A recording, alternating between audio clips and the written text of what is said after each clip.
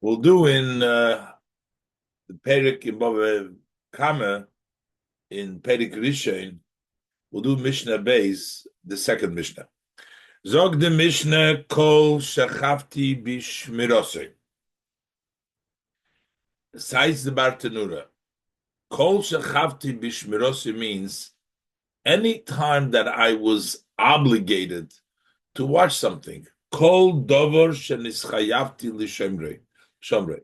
Any item in which I was obligated to keep it.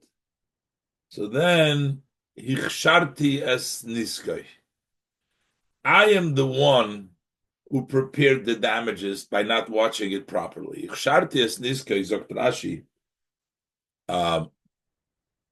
Im loy shamarti karoi vehizik. If I didn't watch it properly and it did damage,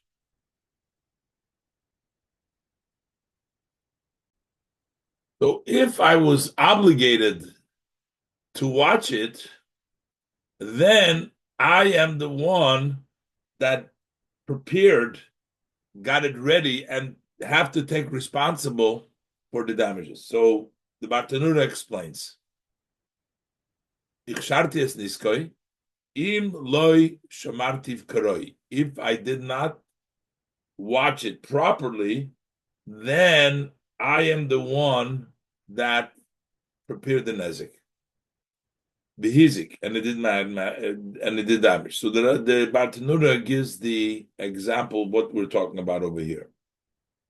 So he says, "Anihu shechsharti v'zimanti oisei hezek." If I was responsible and if I didn't watch it properly, I am the one that prepared and made ready for that hezek because I have responsibility to watch it. And I'd be obligated. What would be the example? Going, for example, a person who would give over the ox that he's supposed to watch, and he gives it over to somebody incompetent, one who's dead youth or a person who is not mentally capable or a minor, who are not considered responsible. And if I gave them to watch it, so it was upon you, the person, a person who was responsible. He was supposed to watch the ox. You did not watch it as befitting for him, and therefore you'd have to pay for it. So basically, again, if I was negligent, I was guilty in the watching. I didn't watch it properly by giving over to a chereshet v'kotten. So it's shartias niskay. I am the one that prepared the damages because I didn't watch it well, and I am responsible for it because I'm supposed to give it over to a proper person to watch. Further, the Mishnah says, "Sharti b'miktzas niskay." Sometimes I only prepared it for partial nezek, and still is chavti b'tashlumim ke'achsher kol niskay. I would be liable to pay as if I did the whole nezek. What are we talking about? So let's look in the Bartanura. Ichsharti b'mitzvas niskay v'chulu. Says the Bartanura. Ve'im tikanti v'zimanti mitzvas hanezek. If I prepared and made partially nezek happen, I got it. I'm responsible for part of the nezek. Even though I did not prepare, I did not get ready the entire nezek. Nischayavti olov yilu zimantiv kulo. Then I am still liable for it, as if I had prepared the entire nezek. Keep going. So it gives the example. So one who digs a pit which is 9 tefachim deep in the public domain. And now in 9 tefachim, we said earlier, an ox cannot die in that depth because it takes at least 10 tefachim to kill the animal that falls in there. So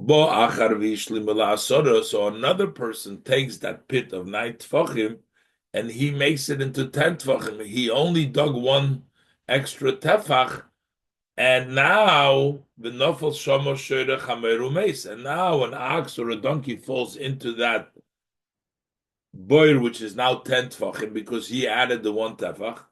So we're saying ha'acherin chayiv. So even though he only did part of the nezek, the latter one, the second one who added that extra tefach, would be chayiv. Even though that he only fixed and made up part of the nezek, is ki'ilu also kol hanezek, as if he did the whole nezek. Why? Kivon de betisha lakamisa. The nezek of dying of the animal he did because 9 tefachim there is no death. The animal doesn't die. So while you only did one tefach, but you made it an area where the animal dies when it falls in there, and therefore you're responsible. So even though hichsharti b'miktsas niskai, is chafti b'tashlumim, I am liable in payment. Ke'echsher kol niskai is as if I prepared the entire damage. Further, the Mishnah qualifies which damages that you said before, the nizikin, that the person is responsible for, the arbovs nizikin, it is only nechosim she'ein bahem me'ilah, basically assets that are not hegdish. They're assets that if one uses them, he is not violate the laws of me'ilah. Using hegdish has a special halacha, you have to pay a fifth, and there is a korban, but the laws of nizikin, the regular laws of paying for damages, the Torah exempted hegdish. If you damaged hegdish, so therefore only nechosim she'ein bahem me'ilah. Only if it's such assets which don't have me'ilah, so then you would have to pay for them. Explains the Bartanura. On which assets am I obligated to pay if I did damage? Only on such assets which there is no laws of me'ilah by them, meaning they're not hegdish. Kigoin nechosim she'ein on hegdish. Those are assets that don't belong to hegdish. She'im hizakti nechosim shel hegdish. Because if I did damage to assets of hegdish, then I don't have to pay. The pasuk says, "Shoyrei ehu." The Torah is like "Shoyrei ehu," the ox by one of the damages, but the damage of shoyr, it says your friend's ox. That rei ehu is a exclusion that only rei ehu, below shoyr shel hegdish, not the ox of hegdish. So the pasuk is actually written by the ox. With regards to goring, but we learn from that pasuk all other damages. The same thing is true for all other assets, all other damages. That any damage that you do of the 4 damages, you will not be liable if it's hekdesh. And the other condition that the assets that you damage have to be belonging to a yid. B'nei bris, those who are part of the covenant yid. But for a goy, if the animal damaged, then you would be potter from the obvious nezikin. The chosim shein shel b'nei bris. The chos of b'nei bris, the Bartanura, assets of those who are sons of the covenant, Jewish people, part of the covenant. She'im hizik nechosim shel nochri. If he did damage to assets of the Nachri of the guy, then Potter he would be exempt. And the other halacha is also that it has to be nechosim hamiyuchodim. Those are assets that have specific owners. There's an owner for them. In other words, they're not hefker, they're not ownerless. If you should damage to an ox which is ownerless, you're not going to have to provide another ox that is ownerless, but then you don't have to pay. Only if it's nechosim hamiyuchodim. Says the Mishnah, the Bartanura nechosim hamiyuchodim, sheyesh lahem bailim miyuchodim. They have designated bailim. It's not like everybody can take it, everybody owns it, but they have specific owners. She'im hizik nechosim shel hefker. If you did damage to assets that are ownerless, then it's potter. Then you're exempt. You don't have to replace an ownerless animals or make another animal there, the damage to provide another ownerless animal. But and also these damages you have to play in any place. You would have to pay for these damages, not uh, with the exception. We'll see chutz, but there's exception mirishus hamyuchedes lamazik. With the exception, a domain which is specifically designed for the one doing the damage. So if it's in the uh, property of the damage, the person has an ox, and the other one brings in the other ox that is being damaged, coming into the property of the ox that did him the damage, he's not going to have to pay. It has to be anywhere the damages are done, you're chayiv, with the exception if the domain is specifically for the mazik. It explains the Bartanura. Chutz mishusam yechezelav. B'chol mokim she'iziku nechosov es nisrei chaveirei chayiv mazik. Any place where your assets do damage to the assets of your friend, the one who does the damage is liable. With the exception if it's a property which is specifically belongs to the one who does the damage. So, for example, if the ox of the one that was damaged entered into the domain, to the property of the ox that did the damage, and the ox that is doing the damage gored him, caused damage to the nizik is potter. Why is it potter? What's the rationale? The Amar lay, because the owner of the ox that did the damage will say to the ones whose ox was to the owner of the ox that was damaged, he'll say to him, Turcha birshusi, my boy, what is your ox doing in my property? Can't make me liable. Your ox shouldn't be here. It's my property, belongs to me. Your ox doesn't belong here. So therefore, I don't have to pay for it. But that only works if the ox or his assets do the damage. But specifically, if the assets of your ox or something that belongs to you did the damage, then you can say that you're not responsible because you shouldn't have kept your animals out of my property. But what happens if the person himself would sort of wound his friend? He'll say, you don't belong in my property. So therefore, he went and he beat him up, or he wounded him. Even though that the one who he damaged, who he hurt, is in his property. You can't say he's going to have to pay for the damages that you did to your friend. He's going to tell him, what are you doing in my property? I don't want to pay you. I shouldn't pay you because you don't have belong here. The Amar Lei Hamechbal, because the one who has been wounded will say to the one who's doing the wounding, to the mazik, let it be true that you have permission to throw me out. You can remove me, but lazuki les loch rishusa. But you don't have right to go ahead and do damage to me. That's not part of your rights. So you can try to get me out of here, but not to hurt me. And therefore, if you did, you were chayvel.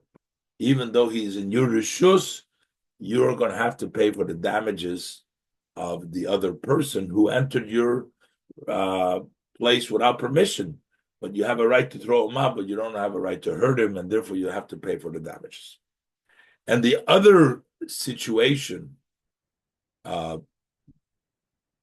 where you would be potter would be in a case that you both had a right to be there. So if One case is when you brought your property into my rishus, or even if I only have rights to be there just like you. Urishus hanizik v'hamazik. And if it's a domain where the nizik and the mazik, the one who was damaged, mazik, they both have rights, he's also going to be potter. Urishus hanizik v'hamazik. So Rishus HaMiyuchedes, that's part of the Chutz. Chutz Rishus HaMiyuchedes Lamazik, and also Rishus HaNizik VaHamazik. Rishus HaMiyuchedes LaNizik Lamazik. You're going, for example, Chotzer Shoshneim. Say that it's a yard that belongs to both of them. V'hizik shoyre shalachad mehem ba'oisei chotzer b'shen v'regel. And then one of the oxen, they have a partnership, they own the place in partnerships, and one of them does damage in that chotzer. B'shen v'regel. But this stipulates that it ate up the crops, or it hurt it broke something by walking. He'll be potter. That will be potter. Why? Because I have a right to be there, and he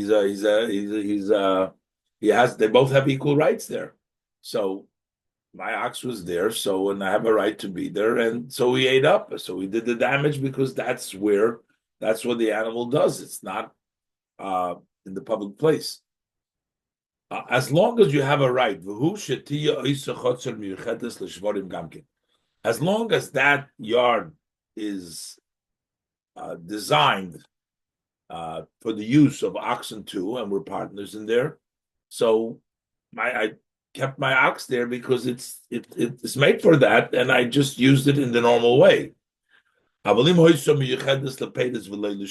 if we owned a property together, but that property has been designated just for fruit and not for oxen there, and then and then he damages the ox, the animal damages by eating or trampling through the damage of shen regel, then you'd be chayiv because you had no right to bring in your animal there. And if you brought in your animal over there, because even though you're a partner, but you're not a partner to bring in animals there, if you brought in the animal there and it did damage by either eating or trampling or regel, shen regel, you would be chayiv. So because you didn't have a right. So Rishus HaNizik VaHamazik means that you have a Rishus, you have the right, not just that you own it in partnership, but you have the rights to bring the oxen there. So if you have the right to bring the oxen or to bring the animals there, and they did damage, you used it in your normal way. V'im hizik b'keren. But if the animal does damage with the horn, that's not going to be chayiv. B'chol inyan chayiv. Whether it's in any case, whether it's designated for oxen or not, even if it's designated for oxen, no ox has the right to go ahead and gore the other ox. That's not the usual. That's not the acceptable. The accept, and therefore you would have to pay. And then so it goes back. The Mishnah says ukshi hizik.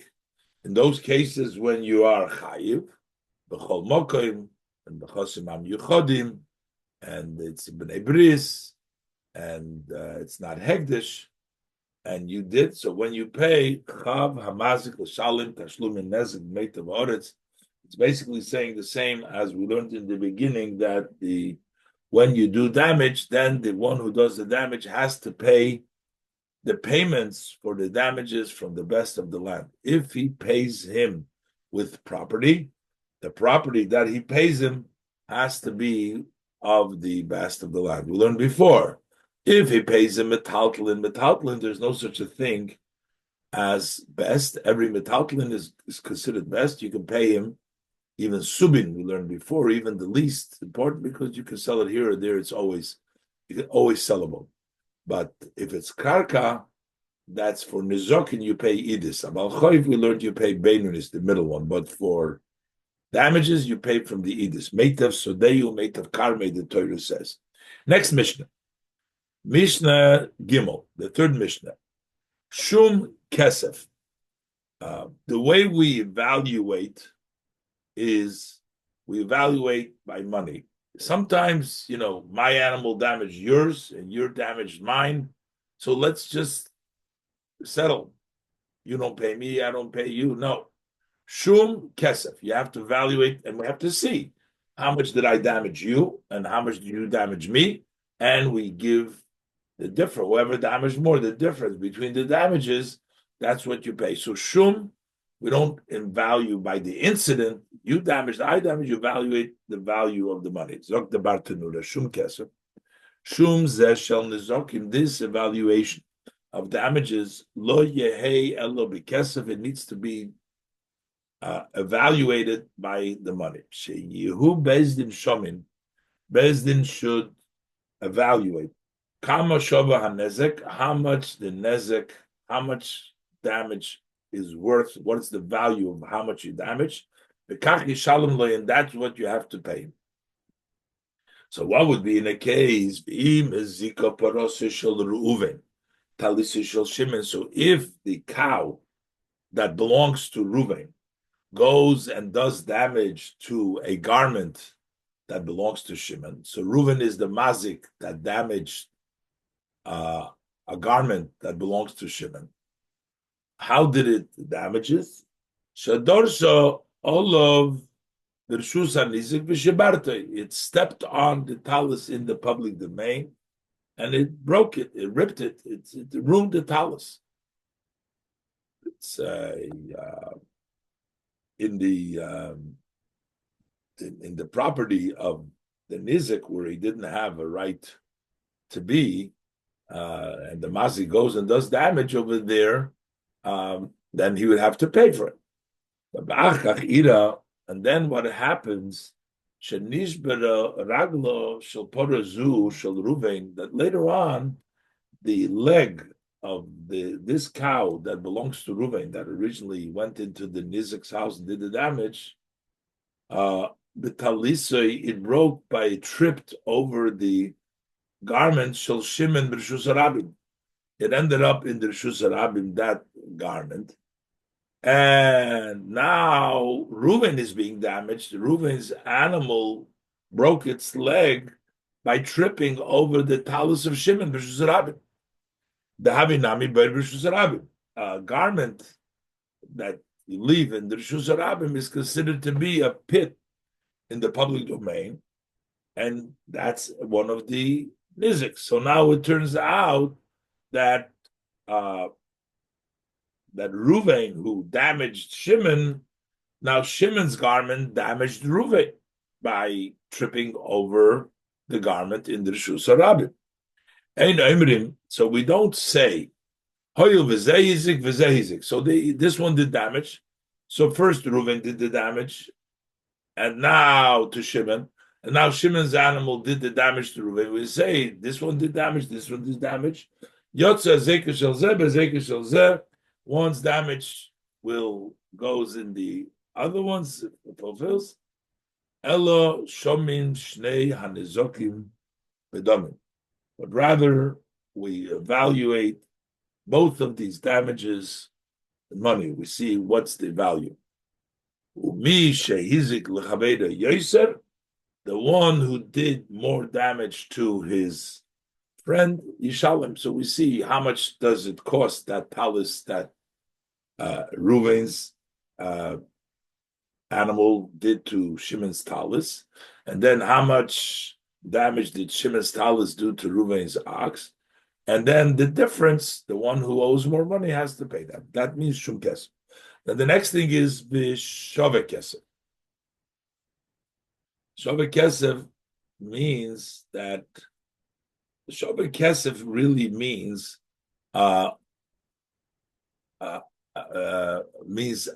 property, means real estate. Shovek kesef means real estate. Movable objects that have values, any movable object is considered kesef. That's not valued money because it is money, because you can sell it anywhere. So it's just like equal to money.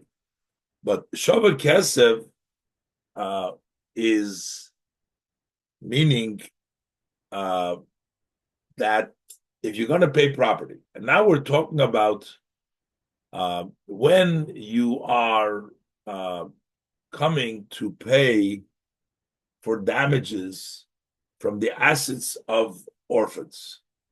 Basically, the orphans inherited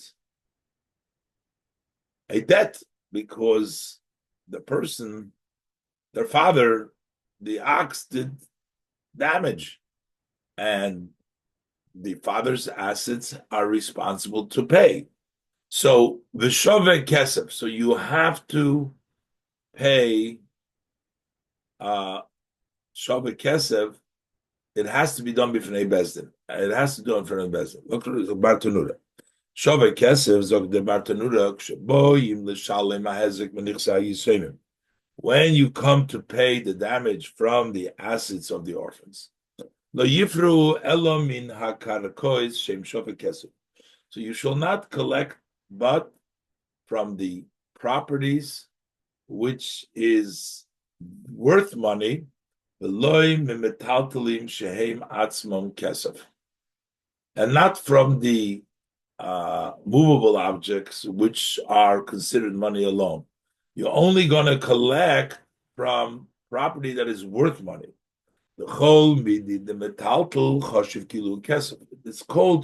It's not called shovek kesef, it's only real estate. The whole midi the metal, anything that's movable, choshuv kilu kesef. That's not shavik. That's considered like kesef. The iloim is damen hocham is damen masachrite. Because if it's not sold here, it's sold elsewhere. So the debt is paid only out of real estate and not from metaltalin, not from movable object. And the way it's done, the Mishnah says b'fnei bezdin. It has to be done in front of a bezdin. The evaluation of how much the piece of property is worth needs an official bezdin. B'hashuma v'hatishlomim shel nizikim shel nizokim, and the evaluation and the payments of damages. Lo yiyu elo b'fnei bezdin mumchin. That's a general law as far as nizikim goes, that it needs to be done in b'fnei bezdin. It has to be done in front of expert bezdin. V'lo b'fnei bezdin shel adyotos, but not just in front of a bezdin of ordinary. Three people get together. No, that's not good enough. You need a bezdin that is a professional bezdin, a mumchin, and they evaluate and they tell us about the payments of the nizok. And further, so just the shavak kesef is a separate law which applies to Yisomim when you collect from them, that you don't collect from the metaltlin, you only collect from the real estate, from karka. But all of the damages are played, you need to have the evaluation based in mumcha, not in bnei bris. And the witnesses that testify for the case need to be such witnesses that are bnei chodim. Bnei chodim means they're free people, they're not slaves, because slaves are not kosher ladies. And they have to be Jewish people to be kosher ladies.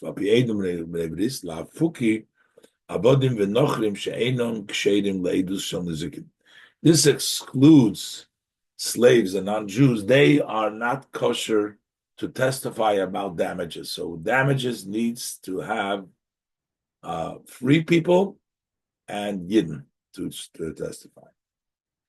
Further, the Mishnah says, "V'hanoshim b'chlal hanezek." Women are considered to be part of damages, whether they did the damage or they were damaged. Same laws applies. Anoshim are b'chlal hanezek. They're included in the nezek. Bein she'ezika hi asachedim. whether she did damage to others, or others did damage to her. She is she's part of the damage. In either case, the din is isha shavim benizokin. The law for the man and the law for the woman is equal when it comes to damages. V'hanizak v'hamazik b'tashlum, and sometimes we have both the one who was damaged as well as the one that did the damage. So normally the one who does the damage pays, but sometimes also the one who was damaged, the hanizak and the mazik, also the one who was damaged b'tashlumim, participates in the payment. In other words, there are some times where the one who was damaged also loses and he doesn't get his full pay. The Bartanura explains. Pa'omim, at times, sha'nizak shayich imamazik b'tashlumim shal nizak. Sometimes the one who was damaged connects with the mazik also in the payments that we're paying the nizak, the one who was damaged. He also has to participate in his own payment for the nizak. Kegoin. As for example, im pochaso hanevela mishas misa ad shas hamod bedin. Say the carcass, the mazik, damaged his ox and he killed his ox. So now there is a value of the carcass. But if the carcass loses its value from the time of death, at shas hamod bedin, until he calls him to Beis Din to collect his money, now the carcass isn't worth so much anymore. So he gets less payment because now we're going to give him the carcass to the damaged person, but he's not going to get the full value. We're going to give him the carcass by the price, by the value it was as soon as it was killed, when the animal gored him and the animal was killed. Whatever the value is, that we're going to take off from the damage, even though it took time until we brought him to the basis. Shebchas nevela the nizuku, the fact that it loses the price, the value of the carcass, that's the nizuk, that belongs. He has to eat that loss. And that would be bein betam, bein bemud, whether it's a tam that he didn't have to expect, or even by a mud where he had to expect and he pays a nezek shalom. In both cases, by a tam you pay megufa, you pay from the animal itself. By a mud you have to pay from the home, but still, who owns the carcass, the one who was damaged, the nizuk, and whatever the value is, that's what we have to deduct from the price. So it'll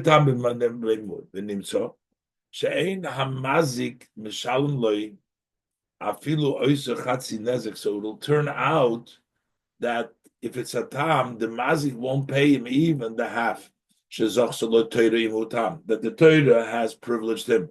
If he was a tam, the Torah says that he has to pay half a nezek, but in this case he won't give him a half a nezek. Why? Because he's going to get the carcass, but the carcass isn't worth so much, so the nizek ends up losing up. If he's a tam, he's not going to get a chatzi or nezek shalom, and he's not going to get nezek shalom imamud if he's a mud. So that means that he ends up losing. So that means that the nizak is losing. That means that he belongs with the payment together with the mazik. Nizak is also payment.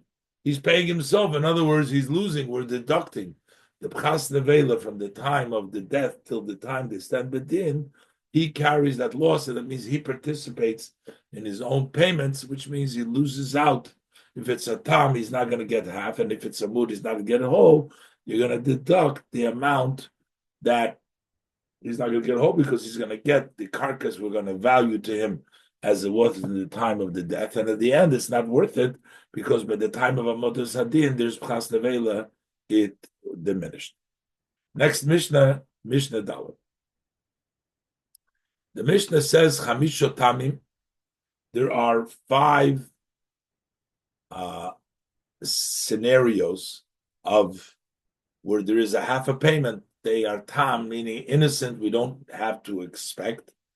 And there's also 5 chamisha ba'odim. There's 5 that are a muad. They are expected. They are a muad. They are known that they will do it.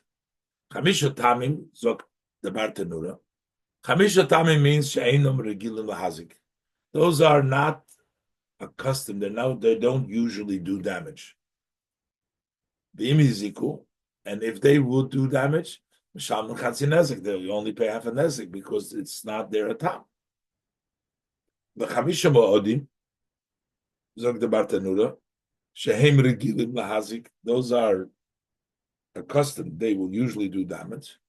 Umishalmim nezik shalom, and you will pay a full nezik.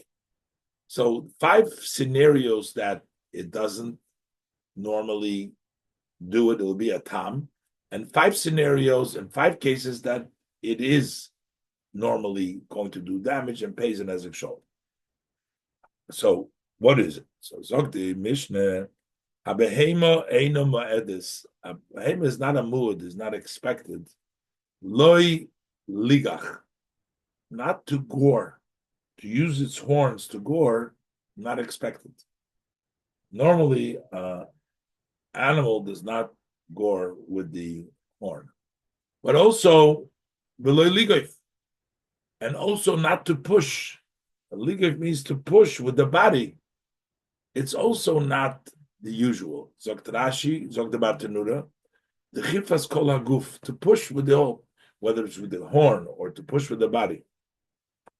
All of these cases that the Mishnah counts that it's a tam, meaning it's not the usual, not expected that to gore or to push. V'kulu havituldu de keren. All of them are derivatives of keren, meaning the Torah talks about kiyikach, goring, but these are derivatives because they're unusual way. They're not with the horn.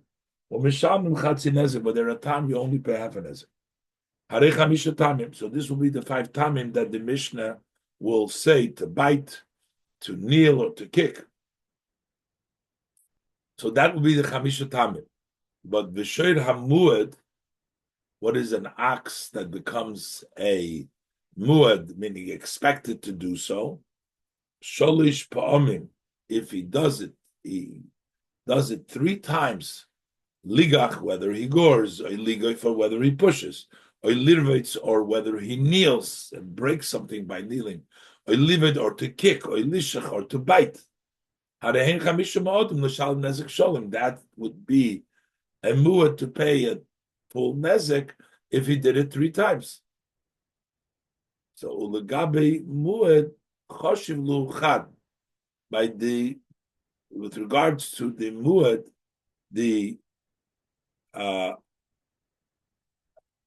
even though these are 5 different cases, this is one of the chamisha ma'odim. In by tam, these are the 5 tamim, but by the muad, all these cases are one of the other, and there's another 4, as we'll see in the Mishnah. So let's just go veloy lishich. So the behema is not muad loy ligach, veloy ligav, not to push, veloy lishich, and not to bite. It's not expected. Veloy lirba, it's not to sit down on the vessels to break them. It's an intentional. Veloy livet, and not to kick. So this is one. If any of these things he done it 3 times, that would be a muad. But what is a normal muad would be in the first time, Hashem moedes lecha lesaroilo. The tooth, the damage of shein, the eating mave, it is a muad to begin with. Pays a full damages to eat that which is fitting for it. Normal food for an animal, it will go. That's a muad. You pay right away. Haregel mu'etes l'shabir b'derech hilucha. The foot is a mu'ah to break on its path. First time, as it walks, it's going to break. So you're going to pay a nezek sholem for that, because this is something that you know is going to happen. You got to watch that it doesn't do that. Biting, kneeling, kicking, goring, pushing, that's not. But this is right away. And further, so that's, now we have four. And then it says the Shoyd Hamud. So the Shoyd Hamud is the tam that did 3 times. That's the fourth case of the ox. And then the Shoyd Hamazik Birshus Hanizik. And if you have the ox of the damages in the property of the one that was damaged, you will be a mood and you'll have to pay an Ezek Shalom, as the Bartanur explains. Afilu keren tama, even a horn, which is a tama, does it the first time, and normally you would pay only half a nezek, have a muad l'shalim nezek shalom. Then you'd be a muad to pay a nezek shalom. That's the fifth one. If your ox goes into somebody else's property, we're not going to give the payment of a half a nezek. Over there, you pay the full nezek. Umasnisin osya kimanda omar. Our Mishnah follows the opinion that says that keren is different when it's done in the yard of the nizak. That if it's in the yard of the other person, then you would have to pay a complete nezek. Even if it's a tam. But the enken halacha is not like the halacha. So the fifth one that the Mishnah brings down is if you enter into the property of the nizak, then even a keren tama would have to pay a nezek shalom.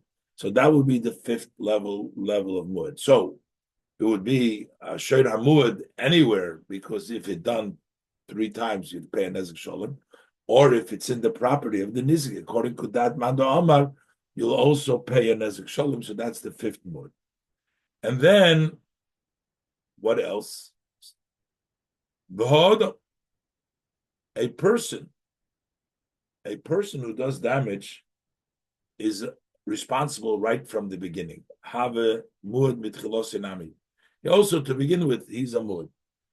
Umeshalim nezek sholim in hizik, and he pays a full damage if he did damage.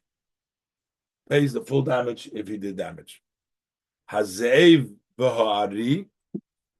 You have a wolf and a lion, so they too muad mitchilosim. They are expected to do damage. The ox not expected to gore. You pay a half a damage, but a wolf and a lion, they, to begin with, you pay a full damages. Now, so now we had already 5 before. Now we have Odom, Zeiv, Ari, Doiv, Nomer, and Bardalos. So we have 6 that the Mishnah counts. So we have 11. Why did you say 5? Why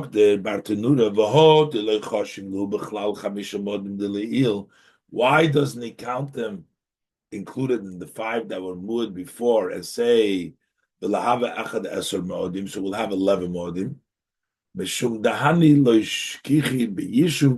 Because these are uncommon, they're not common in a settled place. But the Zeiv, the Ari, is not such a happening of doing damage, and therefore he doesn't count it. He counts the 5 damages which oxen that they do, the shein, the regel, the shed amud. Those are things that happen in a settled place, but not these others. And the Mishnah says, "V'hadoiv, doiv, that's the bear, that's a bear, v'hanomer, and the leopard." And then the bardalos, what's the bardalos? The Bartanura says, it's a kind of a animal which is called a altzaba, v'hanochosh. Oh, so I said before, nochosh, that's the 6 is the nochosh, includes the nochosh. These are muad. Odom Bechlal is not counted because he's not counting about the animals. So the extra What Rashi wanted to know before was the Ze'ev, Ari, Doiv, Nomer, Bardalis, and Nochash is 6. Hareilu Ma'odim, those are Muad, those are the 6. The Odom is B'chlal not counted. We're not even answering that because it's a category by itself, and that's not a Muad. It's not a Muad or a Tam. A Muad or a Tam means by somebody. He's just responsible. The Odom is a Muad Mitchilosei, and he has to pay full nezek, but there's not really applied the definition of Muad or Tam because a person is responsible for what he does. But we were talking about the enumerates that the Mishnah enumerates were the 5 different animals. Rabbi Lezer says, he disagrees. He says, Bizman she'en b'nei tarbus einon modim. These animals that we just mentioned.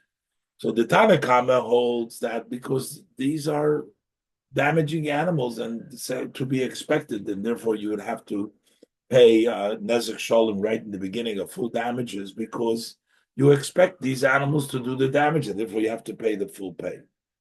But Rabbi Lezer disagrees in a case, bisman shein b'nei tarbus, if they're domesticated, eino mo'odim, they're not considered a mo'od. If you domesticate the wolf, the lion, the bear, the leopard, the bardalos, the snake, and you have them as pets or something like that, eino mo'odim, they're not a mo'od, and you wouldn't have to pay an nezek shalom. But the Bartanura says the halacha is not like Rabbi Lezer. Rabbi Lezer and Modim, Zokter ve'ein halacha ke Rabbi Lezer. The halacha is not like Rabbi Lezer, but they are a muad. Even if you domesticated them, they're still considered dangerous. And to begin with, you have to expect that they'll do the damage, and you will have to pay a nezek shalom, even if you domesticated them, like the Tanakama, not like Rabbi Lezer. But v'hanochosh muad lo'ilam. Even the Rabbi Elazar, who says he gives an allowance for domesticated, that only would apply to the Zev, Ari, and Doib. But even Rabbi Elazar, he would agree that a nochosh is muad lo'ilam. A nochosh, a snake, is always expected, you always pay a nezek shalom. Because that doesn't help that even Rabbi Elazar agrees that it's domesticated. But the halacha is like the Tanakama, anyways, that by all others also domesticate doesn't help. But Nochash Mud Lo'ilam, the Rabbi Lezer said the Nochash Mud Lo'ilam. So Ma ben Tam lemuad, what is the difference between a Tam and a Muad as far as payment goes? What's the difference in payment? Elo Shatom Shalem Chatzi Nezek Megufay. The Tam pays half a damage if he's a tam, and he pays it from the animal itself. You don't have to add from the person's home to make up for the payment.